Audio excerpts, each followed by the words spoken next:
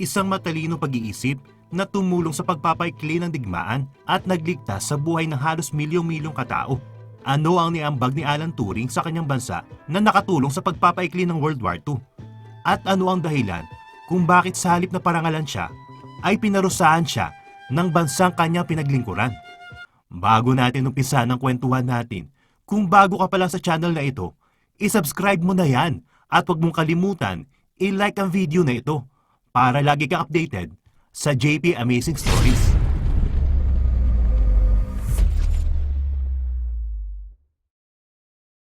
Si Alan Matheson Turing ay pinanganak sa Maida Valley, London noong June 23, 1912. Ang kanyang mga magulang ay sina Julius Matheson Turing at Ethel Sarah Turing. Ang kanyang ama ay anak ng isang pastor. Meron din siya nakakatandang kapatid na lalaki. Ang ama niya ay nagtatrabaho sa Indian Civil Service na nagdala sa kanyang pamilya sa British Raj. Ito ang bansang India na pinamunuan ng mga Briton kung saan ang kanyang lolo ay isang general. Habang siya ay lumalaki, ang kanyang ama ay patuloy sa pagseserbisyo sa trabaho nito at madalas itong pumupunta sa Hastings, United Kingdom at India. Ngunit ang kanyang mga magulang ay gustong dalhin ang kanilang mga anak sa Britain, kaya sila ay lumipat sa Maida Valley. Tuwing umalis ang kanilang mga magulang, si Alan at ang kanyang kuya ay niiwan sa mag-asawang retired army na kaibigan ng kanilang mga magulang. Di nagtagal, ang mga magulang ni Alan ay bumili ng bahay sa Guildford noong 1927 at sila ay nanirahan doon habang si Turing ay nag-aaral. Ang bahay nila ay nilagyan din ng asul na plaka. Noong 6 na taong gulang pa lamang si Alan, ay nag-aral na siya sa St. Michael's Primary School. Bata pa lamang si Turing ay nagpamalas na ito ng katalinuhan sa larangan ng science na ikinamanghan na kanyang mga guro. Sa pagitan ng mga taong 1922 hanggang 1926 ay nag-aral naman siya sa preparatory school. Noong tumungtong siya ng 13 years old ay nagpatuloy siya sa Sherborne School na matatagpuan sa Dorset at siya ay nanuluyan sa Westcott House ng taong 1926. Ang unang araw ng pasukan ay sumabay sa 1926 General Strike sa Britain. Ngunit sa kabila nito, desidido si Turing na pumasok sa klase. Sakay na kanyang bisikleta ay pinamalas niya ang lakas ng kanyang katawan at binaybay niya ang 60 milya o 97 kilometrong kalsada mula sa kanilang bahay hanggang sa Sherborne School. Ang likas na kahusayan ni Turing sa science at mathematics ay hindi naging sapat para makuha ang loob ng kanyang mga guro sa paaralan. Maliban sa hirap siya sa Ingles, ay madalas din pinupuna ang kanyang sulat. Sa larangan naman ng chemistry, ay ipinamalas niya ang kanyang talino nang minsan subukan siya mag-eksperimento na taliwas mula sa itinuro ng kanyang guro. Dahil dito, ay nagpadala ng sulat ang kanyang mga guro sa kanyang mga magulang. At ganito ang sinasabi: kung siya ay mananatili sa pampublikong paaralan, marapat lamang na matutunan niya kung paano madisiplina. Pero kung susundin lamang niya ang kanyang kagustuhan na magpakadalubhasa sa science, ay nag-aaksaya lamang siya ng oras sa public school. Ang mga paaralan kasi sa panahon na iyon ay hindi binibigyan ng pansin ang science at mathematics. Pero hindi ito naghihadlang upang ihinto ni Turing ang kanyang interes sa mga ito. Lingid sa kalaman na kanyang mga guro, ay inaaral niya ang iba't ibang konsepto ng mathematics habang nasa loob ng paaralan. Kasama na ang mga gawa ni Einstein at patuloy na pinapalawak ang kanyang kaalaman. Noong 1928, sa edad na 16 years old, ay naranasang umibig ni Turing. Nakilala niya si Christopher Morcom, isang estudyante din sa Sherborne. Mas matanda ito sa kanya ng 1 taon, pero dahil meron sila pareho interes sa science, ay naging matalik na magkaibigan ng dalawa. Nagkagusto si Alan kay Christopher. Pero hindi nagtagal ang pagkakaibigan ng dalawa nang magkaroon ng tuberculosis si Christopher na naging sanhi ng pagkamatay nito noong February 1930. Ang pangyayaring ito ay nagdulot ng matinding kalungkutan kay Alan. Upang mabawasan ang lungkot, ay labis niya itinutok ang kanyang atensyon sa mathematics at science. Mahirap man, ay itinaguyod ni Alan ang kanyang pag-aaral sa Sherborne hanggang sa siya ay makapagtapos. Noong 1931 ay pumasok si Alan sa King's College upang makapag-aral ng mathematics. Sa unang taon ay bigo siya makakuha ng scholarship mula sa paaralan. Kaya't nang sumunod na taon ay nag-exam siya uli at matagumpay siya nakakuha ng scholarship. Sa kabila nito, noong 1933 naman ay kasalukuyang umuusbong ang namumuong tensyon sa pagitan ng Germany at Britain. Nakapagtapos si Alan bilang first class honor sa mathematics. Sa sumunod namang taon ay nag-enroll siya muli para naman sa mas advanced na kurso. Noong 1936 naman ay nakatanggap ng Smith Prize si Alan. Isa itong pagkilala mula sa University of Cambridge para sa dalawang katangi-tanging konsepto mula sa dalawang mag-aaral ng mathematics. Ang kanyang konsepto na Turing machine ang naging daan para sa parangal na ito.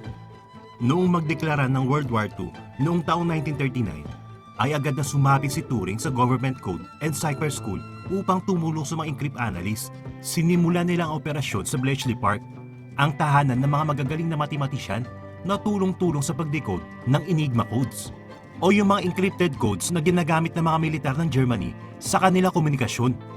At sa sumunod na taon, sa tulong ni Gordon Welchman, ay nabuo ni Turing ang kauna-unahang bomb code, isang makina na makakatulong sa pag-decode ng mga mensahe pinapadala ng mga sasakyang pagdigma ng Germany. Pero hindi ganong kadaling pasukin ang komunikasyon ng mga sasakyang pandagat ng Germany. Inabot ng halos isa pang taon sila Turing upang ma-decode ang mga palitan na mensahe sa pagitan ng mga bangkang padigma ng Germany. Sa pagsisikap ni Turing at ng iba pang encrypt analyst ay na-decode nila ang mga mensaheng ito. Napag-alaman nila ang may eksaktong lokasyon ng mga bangkang padigma ng Germany, kung saan sila papunta at anong direksyon na kanilang dadaanan.